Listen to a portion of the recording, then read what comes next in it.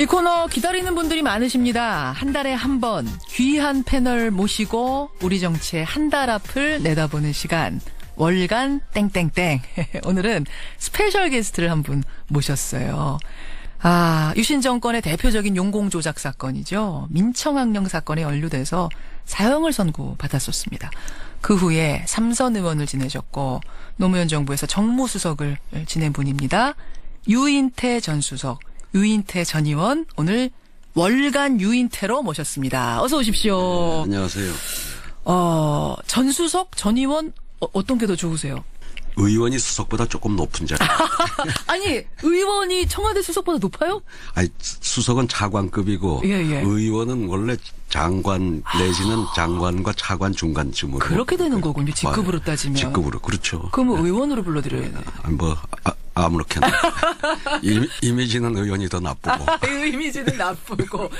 고르세요. 그럼 이미지입니까? 직급입니까? 편한 대로 하세요. 그러면 이미지로 가겠습니다. 오늘은 유인태 전 수석으로 가겠습니다. 얘기할 게 많은데 어떤 얘기부터 좀 풀어볼까요? 노무현 정부에서 청와대 정무수석을 하셨잖아요. 예. 특활비 얘기부터 좀 해보겠습니다. 예. 특활비. 그때도 당연히 청와대 특활비라는 게 있었죠? 있죠. 예. 쓰셨죠? 예, 그럼요. 쓰셨죠. 예. 근데 지금 이제 박근혜 정부에서 문제가 되는 건 국정원의 특활비를 예. 박근혜 대통령이 갖다 썼다는 거거든요. 예. 그것도 아주 주기적으로 상납받아서 매달 1억 원씩. 어떻게 보고 계세요? 글쎄, 그 특활비가 제가 알기로 김영삼 정부 때까지는 쓰는 예. 게 관행이었고. 예. 국정원 것을? 국정원 예산을. 그래서 강삼재 그때 사무총장인가가 총선 때 그 지원한 자금이 예, 국정원 돈이었다 이런 얘기도 있었고 하여튼 그때까지는 관행이었다. YS 때까지는. 예. 근데 이제 저는 김대중 정부의 속사정까지는 잘 모르지만 박지원 의원이 증언한 바에 의하면 김대중 정부부터 없어졌다고 그랬고. 없어졌다. 저희 때는 그 전에 청와대 수석들 같으면은 이제 사람들 만나는데 만나기가 좀 거북하잖아요. 얼굴이 알려져 있고. 근데 그것도 없어가지고 저는 어디 호텔의 비즈니스룸 잠깐 빌려서 보든지 아니면 조용한 커피숍을 해서 만나고. 그러니까 그 전에는 그 롯데 호텔, 플라자 호텔, 외 조선 호텔 그 시청 근처에 가까운데 그 수석들 방이 있었어요. 그것도 미팅을 위한. 사람 만나고 그것도 다 국정원이 이제 그 임대한 방을 수석들이 썼어요. 그러니까 그게 그 전까지 일종의 관행이었는데 우리 땐 그것도 없어가지고 저는 하여튼 사람 만날 때 참 그 어디 눈에 안 띄는 커피숍 찾고 하느라고 고생도 하고 그랬거든요. 그것도 참 특이하네요. 그러니까 YS 때까지는 유명한 호텔에 수석 방을 하나 대여를 국정원이 해줬다. 모든 수석은 아닐지 모르겠어요. 근데 이제 주요 수석들, 정무수석, 대인관계 이렇게 하는. 하여튼 국정원 예산이니까 그런 식으로 현금으로도 갖다 쓰고 호텔 방 같은 거 임대료를 대납하기도 하고 그런 식으로 이제 했었는데 하여튼 우리 정부에서는 일체 없었고. 노무현 정부 때는 없었고. 없었고 수석들한테 월 한 500만 원 이제 특활비가 줘주는데. 지금 들으시는 분들은 월 500만 원이면 굉장히 큰 거 아니야? 라고 생각할 수 있는데 500을 어떤 식으로 씁니까? 근데 그거가 노무현 대통령이 처음 취임해서 전 수석 보좌관들을 모아놓고 우리 역사에 당당합시다. 투명합시다. 그러니까 이 특활비를 전부 내역을 적어서 기록관에 남기자. 기록에. 그래 우리 때 노무현 정부에서 수석들이 쓴 특활비 내용은 국가기록원에 다 보관이 돼 있어요. 특활비라는 거는 그렇게 안 해도 되기 때문에 특활비라고 떼놓는 건데 그것도 하자고 노무현 대통령이 처음에 제안을 하셨고 그러니까 우리는 이제 그 500을 받으면 아마 주로 기자들하고 밥 먹는데 제일 많이 그 돈이. 그러니까 밥을 먹으면은 상대한테 내시호하기가 참 그러니까. 그거야 그래. 난 그때 짐승이라고 그랬잖아. 짐승들하고 밥 먹으면 사람이 내게 돼 있었어요. 지금 기자들 듣고 있는데 괜찮으시겠어요? 원래 기자들한테 좀 짐승기가 있잖아요. 야수 같죠. 거칠죠. 그게 지금 들으시는 분들이 500이면 엄청나게 많다고 생각하실지 모르지만 정무수석은 만나는 게 일인 사람들이니까. 그러니까 그건 이제 국정원 예산을 갖다가 청와대 갖다 쓰는 관행은 없어졌는데. 자, 그러니까 정리하겠습니다. 네. 청와대 국정원의 예산을 갖다가 청와대가 쓰는 그 특활비는 DJ 정부부터는 없어졌다. 예, 그렇게. 청와대의 그리고 노무현 정부에서는 청와대 특활비를 청와대가 쓰는 건데도 기록을 다 남겼다. 다 하자고 그래서 다 남겼어요. 그러면 도대체 이 국정원 것을 갖다 쓰는 거는 관행은 또 언제 부활된 걸까? 그러니까 이명박 전 대통령 때입니까? 이거는 제가 이명박 정부에서는 어떻게 됐는지 모르겠고요. 다만 이제 이번에 뭐 국정원 이 조사를 하다가 그 청와대에 그렇게 했다 그러는데 그것도 갖다가 공식적으로 썼다기보다 물론 더 조사를 해봐야 되겠지만은 지금 뭐 3인방만 알고 그렇죠. 다른 그 소위 라인에 있는 사람들은 오는 것도 그것도 모르고 어디에 쓰였는지도 지금 몰라요. 더더군다나 말이죠. 저는 그 자유한국당에서 그 관행인데 그게 뭔 죄냐 뭐 이런 식의 얘기를 하면은 아시다시피 60 무렵까지는 우리나라 고문이라는 게 아주 그 횡행했잖아요. 고문? 예. 그렇죠. 뭐 절도범도 잡혀 들어오면. 전기고문, 물고문. 뭐 경찰서 들어가면 우선 두드려 패기부터 했어요. 그 시절에 뭐 그렇게 자백하라고. 예. 자, 고문하는 게 수사관에서 관행이니까 그거 왜 지금 고문한 걸 가지고 요새 누가 고문을 했다고 치면은 그 얘기하고 똑같은 거예요. 그 꼴이나 마찬가지다. 과거에 다 고문했는데. 고문 다 해서 예전에 전기고문, 물고문에서 자백받았는데 고문이 뭐가 문제냐라고 하는 것과 같은 거다. 같은 거죠. 알겠습니다. 이제 이런 이야기가 오가다가 어떤 얘기가 나왔냐면 홍준표 대표가요. 원내대표 겸 국회 운영위원장 시절에 매달 한 4, 5천씩을 특활비로 받았는데 그걸 내가 생활비로 집에다 갖다 줬다라고 전에 얘기한 적이 있어요. 이거 가지고 문제를 삼은 거죠. 아, 특활비 이거 그러면 그때 유용했다는 얘기냐 홍준표 대표가. 그러자 유용했다는 건 아니다. 생각해보니까 집에다 갖다 준 적은 없다. 또 이렇게 말을 바꿨습니다. 어떻게 보세요? 글쎄, 나는 그 17대 국회에서 행자위원장을 할 때 그 친구가 환노위원장을. 홍준표 대표가. 거기도 상임위원장을 하고 해서 뭐 개인적으로는 이런저런 인연으로 좀 아는 사이인데 사람이 저래 구질구질한 친구가 아니었어요. 원래 좀. 또 구질구질까지 얘기해. 아니요. 좀 화끈한 친구였다고. 그때는 나 인간적으로 괜찮게 본 친구인데 지금 나이가 아직 소위 지공이 아직 안 됐어요. 예? 지공이 뭔지 모르시나? 지공이 지하철 공짜 타는 나이가 아직 안 돼서 만 65세가 되면 지공선사라고 그러는데 걱정이 뭐 말을 지가 엊그제 한 말을 가지고 오늘 또 뒤집고 그걸 기억을 한다 그러면 저런 말을 못 할 거 아니냐. 저렇게 말 바꾸기가 쉽지 않잖아요. 그래서 좀 요새 좀 걱정스러워요. 전화 한번 해보세요. 나가서. 그냥 여기서만 걱정하지 뭐 마시고. 외국 가 있다 그러고. 저같이 별 볼 일 없는 놈이 전화하면 바꿨어요. 무슨 말씀이십니까? 이은태 전 수석. 뭐 말씀이 그냥 거침이 없으세요. 아니 이럴 바에는 그럼 아예 특활비 없애버리자. 이런 청취자 의견도 좀 많이 들어옵니다. 근데 아주 없앨 수는 없을 거예요. 현실적으로 안 돼요? 현실적으로 좀 비밀이 필요한 게 있어요. 일하다 업무를 하다 보면 특히 이제 뭐 정보기관 같은데 국정원 예산 같은 데서 특수활동비를 없애자 그러면 사실은 그 제대로 역할을 하지 말라는 거니까 너무 그렇게 과격하게 특활비를 없애자는 건 아니고 그 얘기는 좀 너무 그건 좀 극단적이고. 극단적이고 그 투명성을 좀 더 이렇게 높여가고 그렇죠. 특수활동비 자체 항목의 예산은 지금보다 더 많이 줄일 수 있지 않냐. 공개하진 않더라도 최소한 기록을 하게 해서 최소한의 양심적 장치라도 집에 가서 그러니까 그 생활비로 보태 쓰는 이런 건 없게끔 할 수 있진 않을까 이런 아이디어도 드네요. 그래요. 특활비 얘기했습니다. 요즘 정치판은 어떻게 읽고 계세요? 정당들의 그 모습은?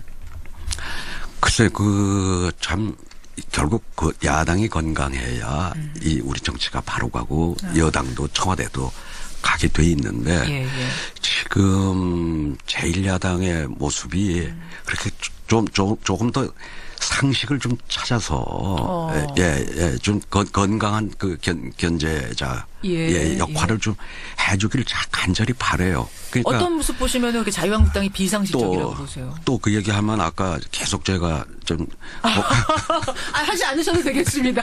아까 충분히 하셨어요. 했으니까 충분히 하셨어요. 이렇게 우려를 또 얘기해야 되니까 반복하지 않겠고요. 조금 더 좀 이성을 찾아서 좀 상식을 회복해서 이 제대로 견제할 부분은 그래서 저 사람들이 이거는 어떻게 할까 하는 걸 좀 무조건 다 모든 걸 그냥 반대만 아니고 자유한국당이 이 부분은 어떻게 볼까. 처음으로 어제 헌재 소장 적격으로 같이 한 거는 이진성 소장. 물론 뭐 헌법재판관을 자기들 정부 때 지명한 사람이긴 하지만은 그렇죠. 협조할 건 하고 강력하게 좀 비판할 건 하고 이제 이렇게 해야 그 야당의 목소리에 청와대도 좀 더 귀를 기울일 텐데 지금은 별로 귀를 기울이게끔 처신을 하질 않는 게 저는 사실 우리 정치 발전에 참 걱정스러운 대목이라고 봅니다. 제1야당이 건강하게 힘을 키워야 되는데 지금 말하자면 사실 지지율도 말해주잖아요. 지지율이 굉장히 낮습니다.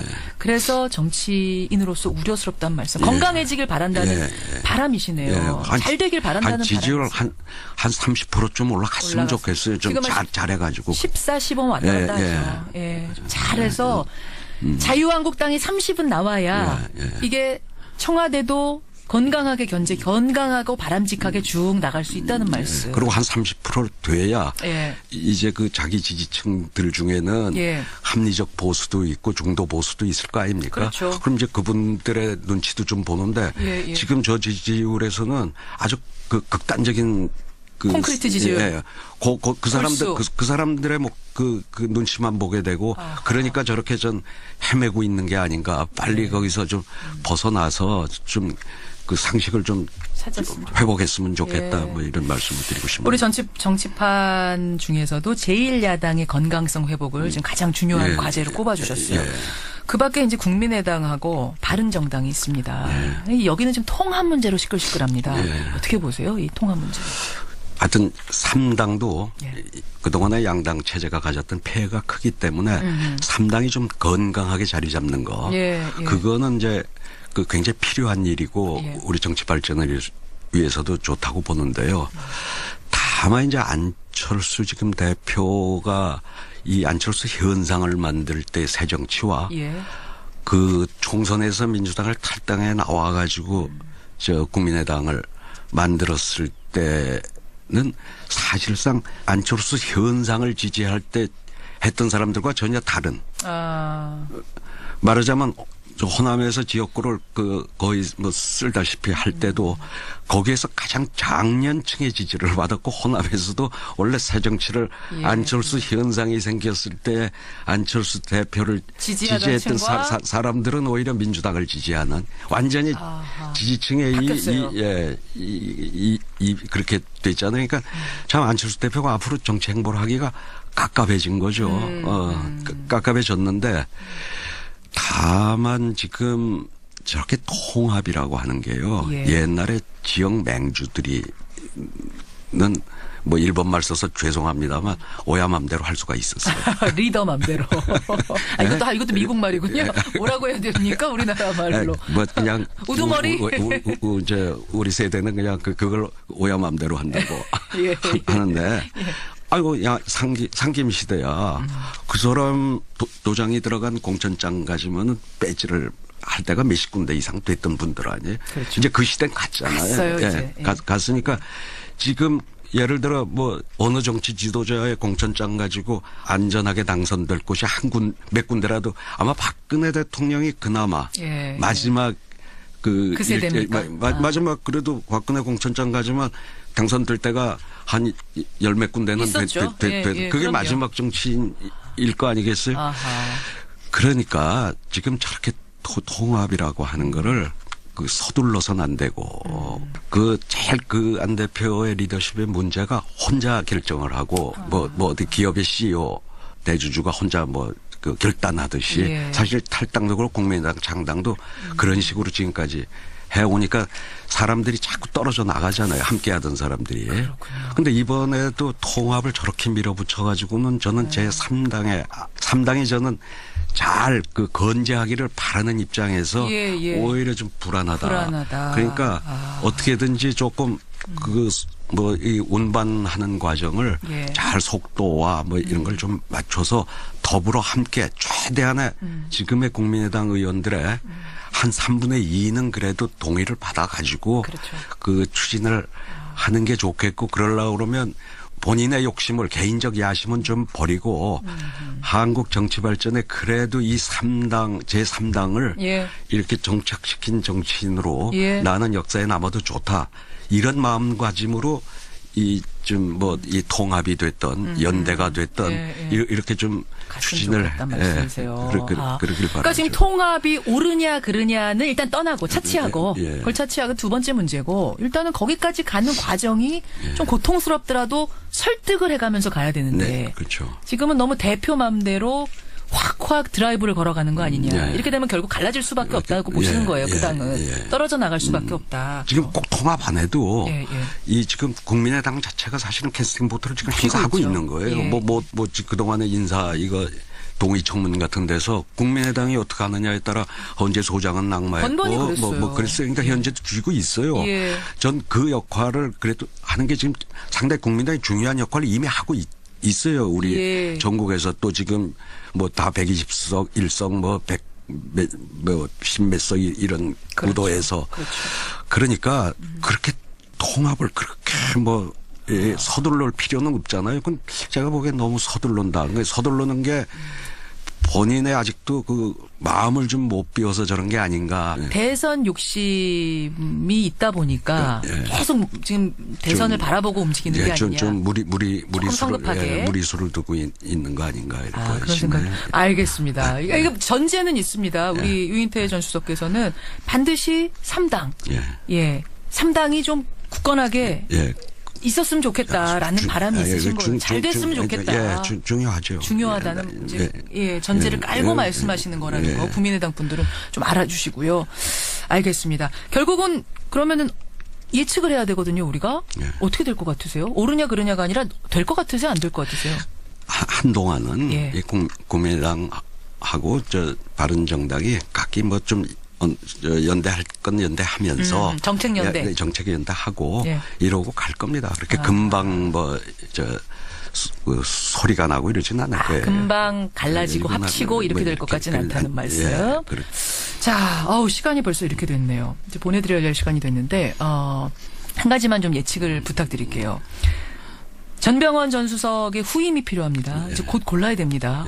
혹시 좀 염두에 두고 계신 분 추천할 만한 인물 보이십니까? 저는 염두에 뒀다기보다 지금 안 해도 전직 초선들이 비서관을 하는 게 저게 비정상이에요. 물론 젊은 사람이 노원에 가서 비서관이라도 한 달에 비서관 1급이거든요. 그렇군요. 그럼 거의 장관급에 준하는 직위에 있던 사람이 1급. 그래 저는 지금 청와대 안에 전직 의원 중에 대야 관계를 원만히 할 수 있는 사람이 정무수석을 하는 게 그게 더 자연스러운 모습이라고 보는 거죠. 청와대에 있는 사람들 중에서 전직 의원이 너무 많아요. 비서관에. 굉장히 많으니까 이 중에서 대야 어차피 정무수석이 하는 일이 그거니까 조율이니까요. 그 정치권 조율을 잘 해낼 수 있는 인물을 발탁했으면 좋겠다. 내부 발탁했으면 좋겠다. 그리고 또 하나는 거기 조건이요. 저는 정무수석을 하려고 그러면 대통령의 신임이 두텁다고 해야 물론이죠. 야당 의원들도 상대를 하지. 저거 어디 꽂아놓은 보리자루라 그러면요. 옛날처럼 정무수석이 과거 군사정권 때처럼 돈을 줘요. 아니면은 무슨 검찰에 혐의를 갖다가 없는 걸로. 그런 무기가 아무것도 없어요. 다 한 가지 그래도 저 친구는 그 대통령하고는 잘 통해. 그런 사람. 그래야 이제 야당 의원도 이거 좀 대통령 이건 이러라고 그래라. 대통령한테 이 말 좀 전해줘. 이게 통해야 되니까. 중요한 거는 정무수석의 정치권을 상대하려고 그러면 우선 대통령하고 신임이 두텁다고 하는 게 전제되고, 그다음에 사람이 좀 이렇게 겸손하고, 그건 기본이고요. 그런 거 기본이고. 자, 보입니까 그런 인물? 지금 많이 있어요. 많이 있습니다. 청와대. 많이 있습니까? 전직 의원들. 그건 청와대 고민 많이 안 해도 되겠네요. 안 해도 되는데 왜 저리 시간 끊는지 모르겠어. 두고 보겠습니다. 거기까지. 유인태 전 수석, 유인태 전 의원님 오늘 오랜만에 나와서 유쾌한 시간 그리고 정치판을 아주 명쾌하게 읽어주셔서 대단히 감사드리고요. 다 틀릴 거예요 아마. 한 달 뒤에 보겠습니다. 고맙습니다. 감사합니다. 유인태 전 의원, 유인태 전 수석이었습니다. 특활비 얘기부터 좀 해보겠습니다. 특활비. 그때도 당연히 청와대 특활비라는 게 있었죠? 있죠. 예. 쓰셨죠? 예, 그럼요. 쓰셨죠. 예. 근데 지금 이제 박근혜 정부에서 문제가 되는 건 국정원의 특활비를 예. 박근혜 대통령이 갖다 썼다는 거거든요. 예. 그것도 아주 주기적으로 상납받아서 매달 1억 원씩. 어떻게 보고 계세요? 글쎄, 그 특활비가 제가 알기로 김영삼 정부 때까지는 쓰는 예. 게 관행이었고. 예. 국정원 것을? 국정원 예산을. 아. 그래서 뭐 저 강삼재 그때 사무총장인가가 총선 때 그 지원한 자금이 예, 국정원 돈이었다 뭐 이런 얘기도 있었고 하여튼 그때까지는 관행이었다. YS 때까지는. 예. 근데 이제 저는 뭐 김대중 정부의 속사정까지는 잘 모르지만 박지원 의원이 증언한 바에 의하면 김대중 정부부터 없어졌다고 그랬고. 없어졌다. 저희 때는 그 전에 청와대 수석들 같으면은 이제 사람들 만나는데 만나기가 좀 거북하잖아요. 얼굴이 알려져 있고. 근데 그것도 없어가지고 저는 뭐 어디 호텔의 비즈니스룸 뭐 잠깐 빌려서 보든지 아니면 조용한 커피숍을 해서 만나고. 그러니까 그 전에는 그 롯데 호텔, 플라자 호텔, 외 조선 호텔 그 시청 근처에 가까운데 이를 전부 내역을 적어서 기록관에 남기자, 기록에. 그래 우리 때 노무현 정부에서 수석들이 쓴 특활비 내용은 국가기록원에 다 보관이 돼 있어요. 아니 특활비라는 거는 그렇게 안 해도 되기 때문에 특활비라고 떼놓는 건데 그것도 기록하자. 하자고 노무현 대통령이 처음에 제안을 하셨고 그러니까 우리는 이제 그 500을 받으면 아마 주로 저 기자들하고 밥 먹는데 제일 많이 그 돈이. 그러니까 밥을 먹으면은 상대한테 내시호하기가 참 그러니까. 아니 그거야 그래.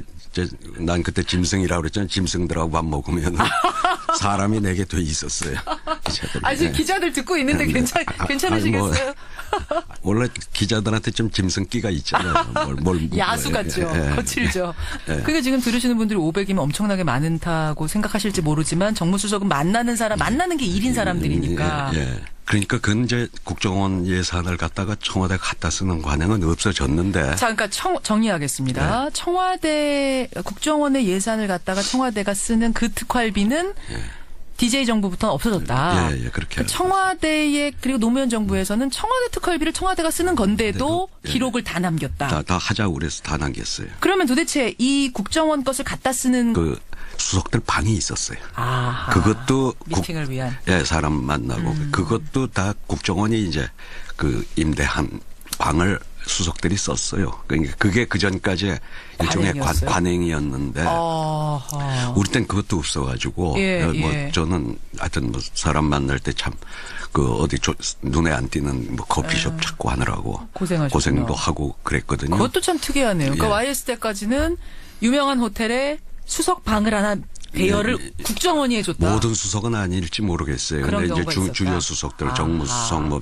대인관계 뭐 이렇게 하는. 뭐 하여튼 국정원 예산이니까 그런 식으로 현금으로도 갖다 쓰고 뭐 호텔 방 같은 거 임대료를 대납하기도 하고 뭐 그런 식으로 이제 했었는데 하여튼 우리 정부에서는 뭐 일체 없었고. 노무현 정부 때는 없었고. 없었고 수석들한테 월 한 500만 원 이제 특활비가 줘주는데. 지금 들으시는 분들은 이야 월 500만 원이면 굉장히 큰 거 아니야? 라고 생각할 수 있는데 500을 어떤 식으로 씁니까? 근데 그거가 노무현 대통령이 처음 취임해서 전 수석 보좌관들을 모아놓고 우리 저 역사에 그 당당합시다. 투명합시다. 그러니까 이 특활비. 이 코너 기다리는 분들이 많으십니다. 한 달에 한 번 귀한 패널 모시고 우리 정치의 한 달 앞을 내다보는 시간. 월간 땡땡땡. 오늘은 스페셜 게스트를 한 분 모셨어요. 유신 정권의 대표적인 용공 조작 사건이죠. 민청학령 사건에 연루돼서 사형을 선고받았었습니다. 그 후에 삼선 의원을 지내셨고 노무현 정부에서 정무수석을 지낸 분입니다. 유인태 전 수석, 유인태 전 의원 오늘 월간 유인태로 모셨습니다. 어서 오십시오. 안녕하세요. 전 수석, 전 의원 어떤 게 더 좋으세요? 의원이 수석보다 조금 높은 자리. 아니 의원이 청와대 수석보다 높아요? 아니 수석은 차관급이고 의원은 원래 장관 내지는 장관과 차관 중간쯤으로. 그렇게 되는 거군요. 직급으로 따지면. 직급으로 그렇죠. 그럼 의원으로 불러드려야 돼요. 뭐 아무렇게나. 이미지는 의원이 더 나쁘고. 이미지는 나쁘고. 고르세요. 그럼 이미지입니까? 직급입니까? 편한 대로 하세요. 그러면 이미지로 가겠습니다. 오늘은 유인태 전 수석으로 가겠습니다. 얘기할 게 많은데 어떤 얘기부터 좀 풀어볼까요? 노무현 정부에서 청와대 정무수석을 하셨잖아요. 예. 이거는 관행은 또 언제 부활된 걸까요? 이명박 전 대통령 때입니까? 이거는 제가 이명박 정부에서는 어떻게 됐는지 모르겠고요. 다만 이제 이번에 뭐 국정원 이 조사를 하다가 그 청와대에 그렇게 했다 그러는데 그것도 갖다가 공식적으로 썼다기보다 물론 더 조사를 해봐야 되겠지만은 지금 뭐 3인방만 알고 그렇죠. 다른 그 소위 라인에 있는 사람들은 오는 것도 모르고 어디에 쓰였는지도 지금 몰라요. 더더군다나 말이죠. 저는 그 자유한국당에서 그 관행인데 그게 뭔 죄냐 뭐 이런 식의 얘기를 하면은 아시다시피 60 무렵까지는 우리나라 고문이라는 게 아주 그 횡행했잖아요. 고문? 예. 그렇죠. 뭐 절도범도 잡혀 들어오면 전기고문, 물고문. 뭐 경찰서 들어가면 우선 두드려 패기부터 했어요. 뭐 그렇게 자백하라고. 자, 고문하는 게 수사관에서 관행이니까 그거 왜 지금 고문한 걸 가지고 요새 누가 고문을 했다고 치면은 그 얘기하고 똑같은 거예요. 그 꼴이나 마찬가지다. 과거에 다 고문했는데. 고문 다 해서 예전에 전기고문, 물고문에서 자백받았는데 고문이 뭐가 문제냐라고 하는 것과 같은 거다. 같은 거죠. 알겠습니다. 이제 이런 이야기가 오가다가 어떤 얘기가 나왔냐면 홍준표 대표가요. 원내대표 겸 국회 운영위원장 시절